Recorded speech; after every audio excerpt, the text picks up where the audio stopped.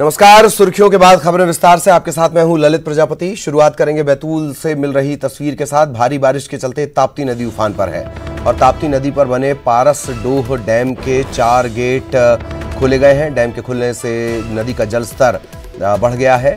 संवेदनशील स्थानों पर अलर्ट जारी कर दिया गया है।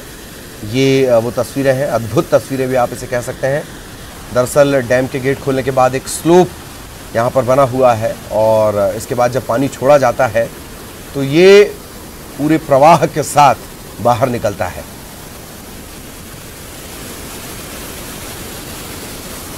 तो तस्वीरें इस वक्त हम आपको दिखा रहे हैं।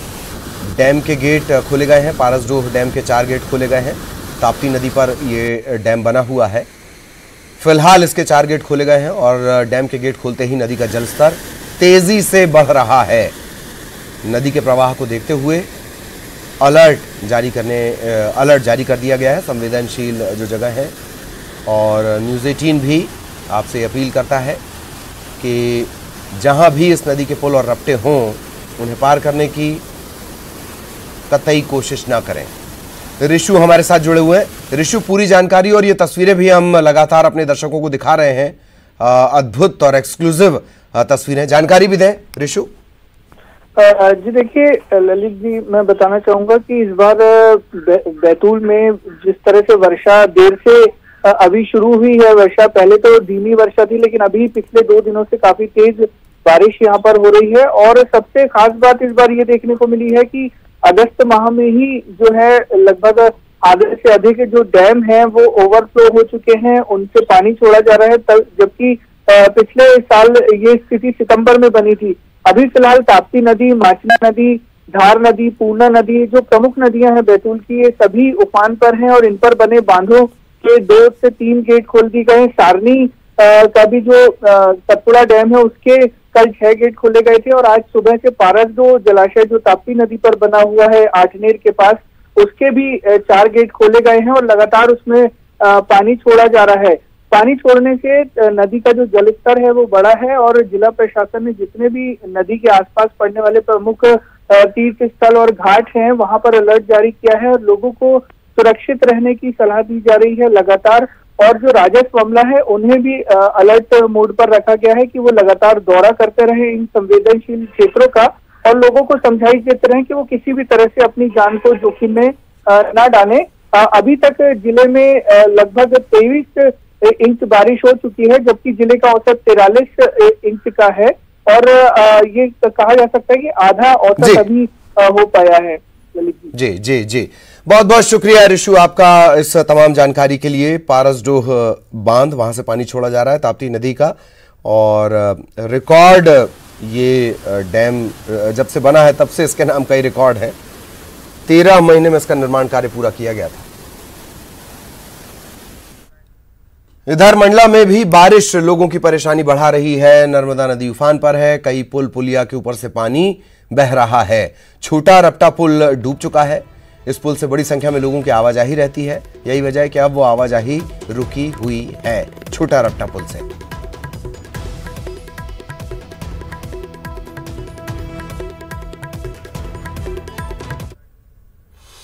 और हरदा में बारिश लगातार जारी है और इसके चलते हंसावती नदी उफान पर है। सोडलपुर के पास पुल से 5 फीट ऊपर पानी बह रहा है।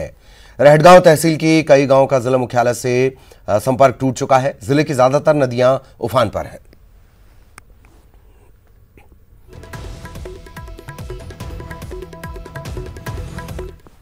इधर डिंडौरी में लगातार हो रही मूसलाधार बारिश के चलते खरमेर नदी उफान पर है। इसके चलते मंडला और डिंडौरी के साथ साथ अमरपुर से डिंडौरी मार्ग बाधित हो गया है।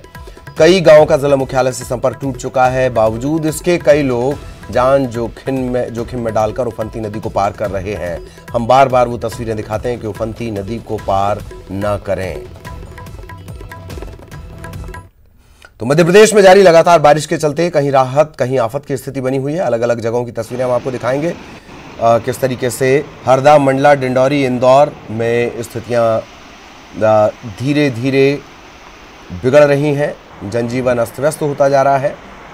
सिंगरौली, बैतूल की भी तस्वीरें हम आपको दिखा रहे हैं। अलग अलग जगहों की तस्वीरें।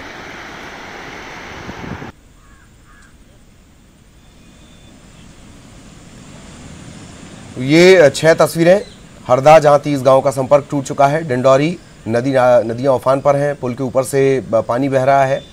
सिंगरौली में भी घरों में पानी घुस चुका है।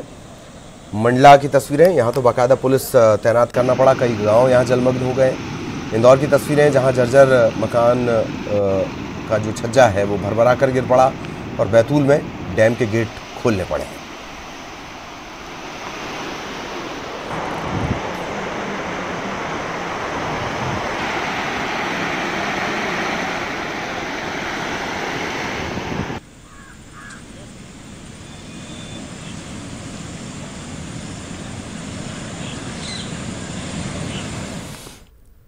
कमोबेश छत्तीसगढ़ के भी कई इलाकों में ऐसी ही तस्वीरें अब बनने लगी हैं। सूरजपुर, प्रतापपुर, अंबिकापुर मार्ग पर आवागमन बंद हो गया है। महान नदी का जो रपटा है वहां पुल में एक ट्रेलर पलटने से रास्ता बंद हो गया।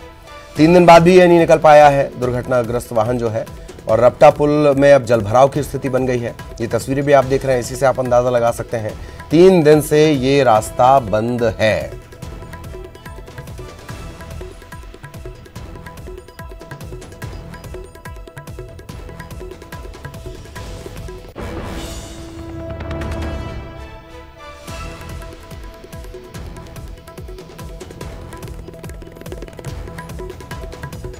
महान नदी के रपटे पर जो ट्रेलर है वो फंस गया। बड़ा ट्रक, आप इसे समझ लीजिए ट्रेलर, और इसके फंसने के बाद रास्ता जो है वो 3 दिन से बंद है। अब तक ये ट्रेलर यहां से हटाया नहीं जा सका है। एकमात्र ये रास्ता है। वरुण हमारे साथ जुड़े हुए हैं। वरुण, कोई खास वजह कि ट्रेलर अब तक नहीं हट पाया है? लगातार बारिश के चलते दिक्कतें बढ़ रही हैं। वरुण, आप तक मेरी आवाज पहुंच रही हो तो क्या कुछ अपडेट है? 3 दिन बाद भी क्यों नहीं हटाया जा सका ट्रेलर? ललित, बता दूं कि ये जो रपटा पुल है ये लगातार पिछले 4 सालों से ही हर बारिश के मौसम में हल्की सी बारिश में ही जल भराव की स्थिति हो जाती है, नदी में उफान आ जाता है। लेकिन पुल तो तैयार हो नहीं पाया। जो मुख्य पुल 4 साल पहले टूट चुका था ललित, लेकिन आनंद फानन में वैकल्पिक ये रपटा पुल को तैयार किया गया था। लेकिन हालात हर बारिश के मौसम में यही होते हैं कि सैकड़ों गांव प्रभावित हो जाते हैं जल भराव की स्थिति में, नदी में उफान आने की स्थिति में। और ये जो बुधवार रात को ये जो ट्रेलर वाहन पलटी, उसके बाद से प्रशासन भी शुरू में तो मौन ही रहा, क्योंकि उन्होंने भी कोई कोशिश नहीं की। लेकिन कल जिस तरह से पानी रपटा से कुछ कम भी हुआ था, उसके बाद भी कोशिश की गई, लेकिन उसके बाद फिर नदी में उफान आने के कारण जल भराव की स्थिति बनी और प्रशासन भी फिर पीछे हट गई। तो फिलहाल अभी भी हालात जो हैं ललित यहाँ जल भराव के ही हैं रपटा में, और इसी कारण वजह है कि वाहन को अभी तक निकाल नहीं सका गया है और अभी भी आवागमन प्रभावित है ललित। अब तक इस ट्रेलर को नहीं हटाया जा सका, ट्रॉला या ट्रेलर जो भी आप कहना चाहें, और स्थितियां जस की तस बनी हुई है। बहुत बहुत शुक्रिया वरुण आपका इस तमाम जानकारी के लिए। वरुण ने जैसे जानकारी दी, 4 सालों में अगर पुल नहीं बन पाया है तो उस हिसाब से रफ्तार ठीक ही कही जाएगी कि 4 दिन से एक मार्ग पूरी तरह बाधित है। खबर सुकमा से, शबरी नदी का जलस्तर लगातार हो रही बारिश के चलते बढ़ता जा रहा है। झापरा पुल को छूकर नदी का पानी बह रहा है और एसडीआरएफ की टीम भी एहतियातन झापरा पहुंच चुकी है। कभी भी पुल के ऊपर पानी आ सकता है।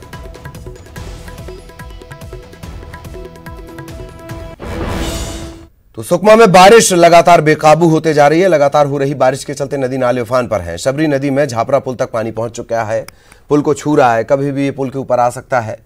और ये तस्वीरें हम आपको दिखा रहे हैं। इधर मलेगर नदी पर जो पुल बना है वो पानी में डूब चुका है।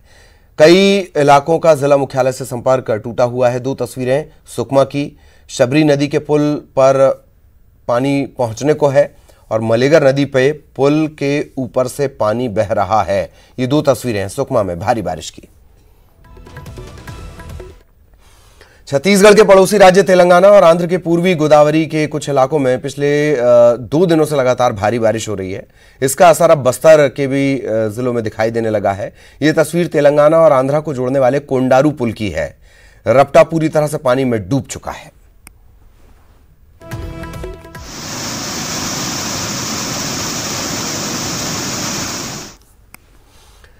बात सियासत की करेंगे। शिवराज कैबिनेट की आज वर्चुअल बैठक होने वाली है और ये दूसरी मर्तबा है, दूसरी बार है जब ये वर्चुअल बैठक होगी, कैबिनेट की अहम बैठक। कई अहम प्रस्तावों पर यहां मुहर लग सकती है और अब से थोड़ी देर बाद सुबह 11 बजे कैबिनेट की ये बैठक होनी है।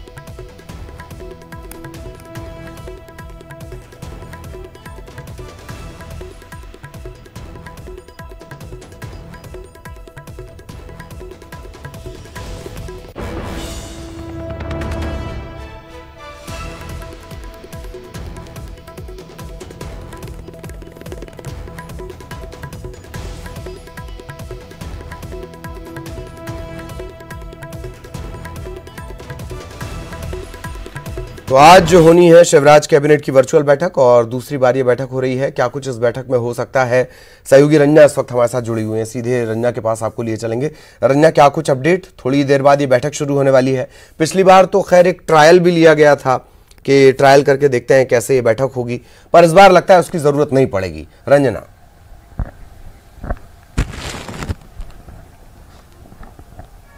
जी ललित, बिल्कुल कोरोना संक्रमण काल के दौरान जो कैबिनेट की बैठक हो रही है वो वर्चुअली बैठक हो रही है, यानी मुख्यमंत्री शिवराज सिंह चौहान के साथ जो तमाम मंत्री हैं कैबिनेट की बैठक में जुड़ेंगे वो वर्चुअली जुड़ेंगे। और इससे पहले भी जो कैबिनेट की बैठक हुई थी वो वर्चुअल मीडिया के जरिए हुई थी और अब ये दूसरी बार है जब कैबिनेट की जो बैठक है वो वर्चुअली मीडिया के जरिए हो रही है। और यहीं पर इसी वर्चुअली मीडिया के जरिए होने वाली बैठक में अहम प्रस्तावों पर चर्चा होगी, जिसमें जो सहकारी सोसाइटियों के जो संशोधन का जो प्रस्ताव है इसको लेकर भी आज मंजूरी मिल सकती है, जिसमें जो विधायक हैं वो सहकारी संस्थाओं के अध्यक्ष बनाए जा सकते हैं। तो इस प्रस्ताव पर आज मोहर लग सकती है, क्योंकि जो सहकारी अधिनियम में जो आज संशोधन का जो प्रस्ताव है उसको मंजूरी मिल जाएगी। दूसरी बात कि कोरोना संक्रमण काल के दौरान जिस तरह से जो उद्योगों को एक बार फिर से आगे बढ़ाने की जो कदम सरकार की तरफ से किए गए थे वो किस दिशा में आगे बढ़े हैं उस पर भी आज चर्चा की जाएगी। और दूसरी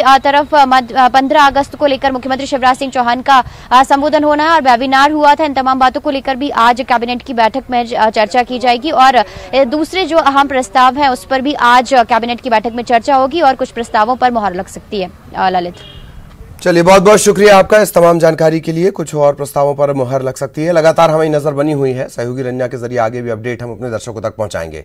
इधर मध्य प्रदेश के पूर्व मुख्यमंत्री कमलनाथ वो स्वतंत्रता दिवस की पूर्व संध्या यानी आज राज्य की जनता को संबोधित करेंगे। मध्य प्रदेश कांग्रेस और कमलनाथ की तरफ से बाकायदा ट्वीट के जरिए जानकारी दी गई है। स्वतंत्रता दिवस की पूर्व संध्या पर वो जनता को संबोधित करेंगे और जन संबोधन का जो सीधा प्रसारण है वो शाम 4 बजे कांग्रेस के सभी सोशल मीडिया प्लेटफॉर्म के जरिए किया जाएगा। और नवनिर्मित 3 टूरिस्ट रिसोर्ट का आज छत्तीसगढ़ की हम बात कर रहे हैं, ई लोकार्पण होना है। ट्राइबल टूरिज्म सर्किट के तहत ये टूरिस्ट रिसोर्ट बने हैं। मुख्यमंत्री आज इनका ई लोकार्पण करेंगे। दोपहर 1 बजे सीएम निवास कार्यालय में ये कार्यक्रम होगा। बिलासपुर के कुर्दर, कबीरधाम के सरूदा दादर और कोंडा गांव के धनकुल में इको एथनिक रिसोर्ट बनाया गया है।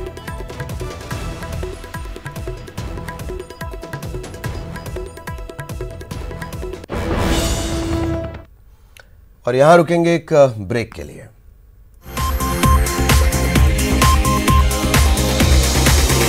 खबर भोपाल से, माननीयों के मकान पर मंडरा रहा है संकट। एक भी किश्त नहीं देने वाले माननीयों का आवंटन होगा रद्द। रचना टावर प्रोजेक्ट को लेकर विधानसभा ने ऐसे माननीयों को जानकारी भेज दी है जिन सदस्यों ने एचआईजी फ्लैट की एक भी किश्त नहीं दी है, उनका आवंटन रद्द होगा। 22 सदस्यों ने फ्लैट बुक करने के बाद अब तक एक भी किश्त जमा नहीं की है। एमआईजी बुक करने वाले 7 सदस्यों ने एचआईजी के लिए आवेदन दिया है। एक मुश्त डिफरेंस देकर एमआईजी वाले एचआईजी फ्लैट ले सकते हैं। ये कैटेगरी है फ्लैट की, एमआईजी, एचआईजी, डब्ल्यूएस। अब तो डब्ल्यूएस संभवतः नहीं बनता है। 21 अगस्त को रचना टावर प्रोजेक्ट को लेकर लॉटरी होगी। सांसद, विधायक, पूर्व सांसद, पूर्व विधायकों के लिए रचना टावर प्रोजेक्ट है।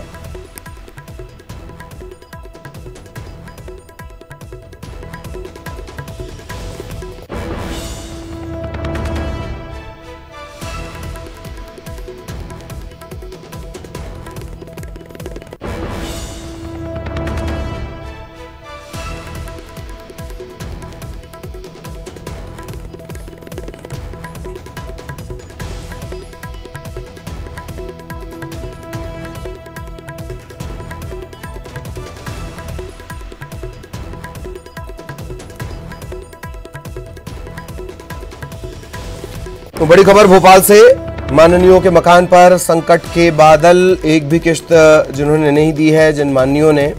अब माननीय में कौन कौन आता है? सांसद, विधायक, पूर्व सांसद, पूर्व विधायक। इनके लिए रचना टावर प्रोजेक्ट है।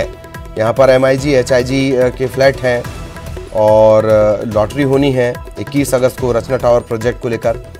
सहयोगी शरद इस वक्त हमारे साथ जुड़े हुए हैं। शरद, जो एक दो बार बोलने से मान जाए तो माननीय कैसे? पूरी जानकारी। बिल्कुल, देखिए ये जो राजधानी में रचना टावर जो प्रोजेक्ट है वो दरअसल माननीयों के लिए था, जो सांसद हैं, विधायक हैं, पूर्व सांसद हैं, पूर्व विधायक हैं, और इसमें मकानों की अलग अलग कैटेगरी थी, HIG, MIG और LIG।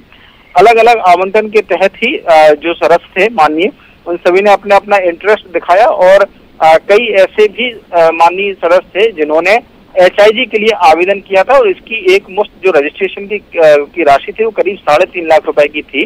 वो राशि देने के बाद करीब 22 ऐसे माननीय पूर्व विधायक, सांसद और पूर्व सांसद हैं जिन्होंने किस्त के तौर पर अब तक एक जो किस्त है वो जमा नहीं की है। अब इसको लेकर जो विधानसभा सचिवालय है उसकी ओर से ऐसे सदस्यों को जानकारी भेजी गई है कि अपने आपने HIG बुक कराया था और अब तक आपने एक भी किस्त नहीं दी है। अगर आप किस्त नहीं देते हैं तय अवधि के बीच में तो फिर ये जो आवंटन है वो आपका रद्द कर दिया जाएगा, क्योंकि HIG जो फ्लैट है उनकी कीमत अब काफी ज्यादा मार्केट रेट पर हो चुकी है, करीब 80 से 90 लाख के बीच में।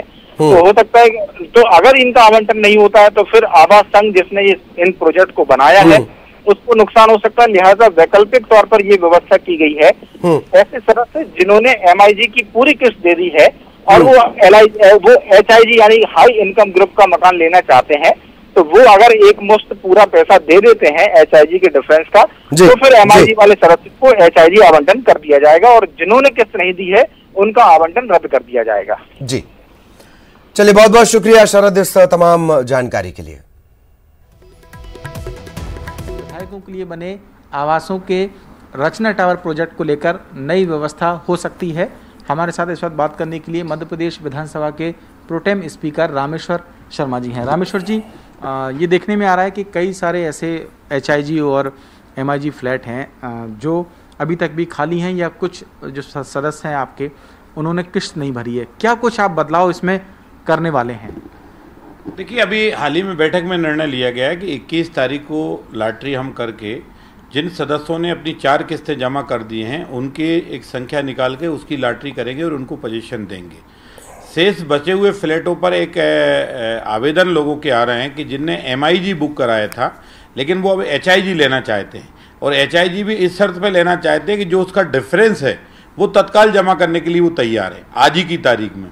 तो अगर भविष्य में हमको इस प्रोजेक्ट को निरंतर चलाना है और लोगों को समय पर सुविधा उपलब्ध कराना है, तो जिन सदस्यों ने HIG बुक करा के केवल रजिस्ट्रेशन मात्र कराया था 3.5 लाख रुपए देकर, इसके बाद की कोई किस्त नहीं दी, वो सदस्यों को हम एक बार इत्तला करके सूचना देंगे कि वो अगर निर्धारित जो राशि है 4 किस्तें वो अगर एक मुश्त वो समय पर जमा नहीं करेंगे निर्धारित तिथि पर, तो उनके HIG का जो अधिकार था आवेदन का वो स्वतः ही समाप्त होगा और जिनने MIG से जो HIG में कन्वर्ट होना चाहते हैं और एक मुश्त राशि जमा करना चाहते हैं तो आवास संघ इस पर फिर डिसीजन लेने के लिए स्वतंत्र होगा।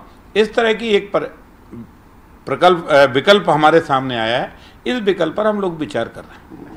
ऐसे कितने लोग हैं जिन्होंने HIG को बुक किया? ऐसे कितने विधायक हैं और फिर वो अपनी किस्त नहीं दे पाए, सिर्फ रजिस्ट्रेशन का पैसा उन्होंने दिया है? और जो MIG का आवेदन है वो लगभग कितने आपके पास हैं? देखिए, ऐसे विधायक, सांसद और एक्स विधायक, ऐसे सारी संख्या मिलाकर ये लगभग 21-22 लोगों की सदस्य संख्या होती है जिनने केवल 3.5 लाख रुपए रजिस्ट्रेशन का HIG का दिया, इसके बाद कोई किस्त उन्होंने जमा नहीं की।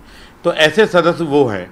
और दूसरे ऐसे जो सदस्य हैं जिनने MIG की अपनी सारी किस्तें जमा कर दी हैं लेकिन HIG का भी वो डिफरेंस जमा करने, ऐसे 7 आवेदन हमको प्राप्त। और भोपाल में 150 लोग कोविड-19 पॉजिटिव मिले हैं। अलग अलग जगहों से ये 150 लोगों की रिपोर्ट पॉजिटिव आई है।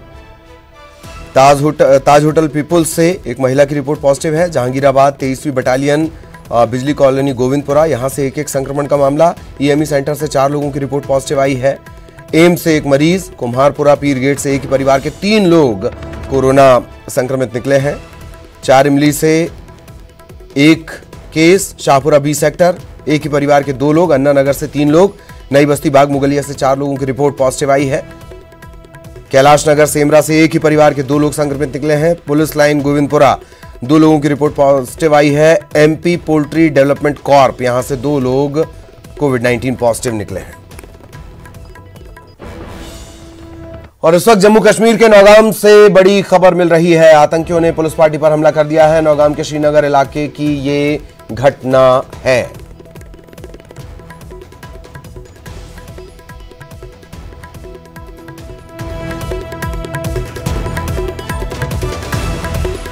जम्मू कश्मीर के नौगाम से इस वक्त की बड़ी खबर। श्रीनगर इलाके में यहां पर पुलिस पार्टी पर आतंकियों ने हमला किया।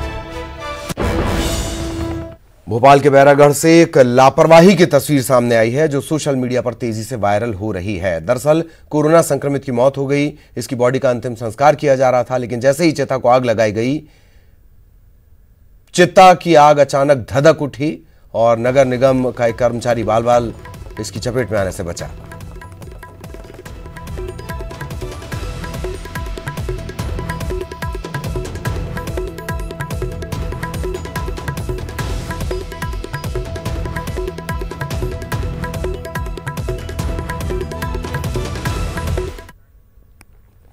इधर इंदौर में आज सफाई मित्र छुट्टी पर हैं और इसके चलते जनप्रतिनिधि सड़क पर झाड़ू लेकर उतरे हैं, सफाई अभियान चलाया है।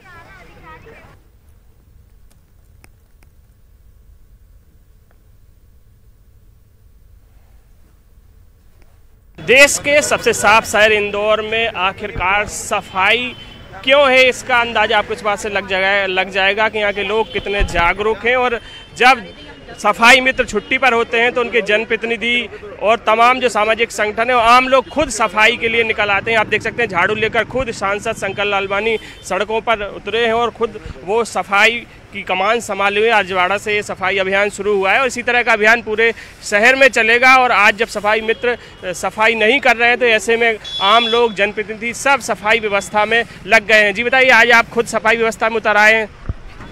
देखिए, आज हमारे जो सफाई कर्मी मित्र हैं उनका अवकाश है, पर हमारा इंदौर स्वच्छ रहना चाहिए और इसी को लेकर हमारे सभी जनप्रतिनिधि, हमारे सभी सामाजिक संगठनों के लोग, व्यापारी संगठनों के लोग अपने अपने क्षेत्रों की सफाई कर रहे हैं। और ये संदेश है कि जब हमारे वाल्मीकि समाज के या हमारे सफाई कर्मी अगर छुट्टी पे हैं तो एक दिन हमको उनके सम्मान में स्वच्छता रखना चाहिए।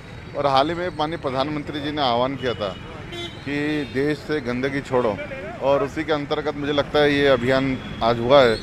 शहर में गंदगी छोड़ो, और हम जिस प्रकार जब ये जन आंदोलन हो जाता है तो निश्चित तौर पे सफाई होगी इंदौर में और स्वच्छता होगी। जो प्रधानमंत्री जी का आह्वान है उसको हम आगे बढ़ा रहे हैं। ये चौथी बार भी नंबर 1 आएगा, क्या लग रहा है आपको? 5वीं बार के लिए भी तैयारी शुरू हो गई है? चौथी बार का परिणाम आने वाला है कुछ ही दिनों में और मुझे पूरा विश्वास है कि इंदौर नंबर 1 आएगा।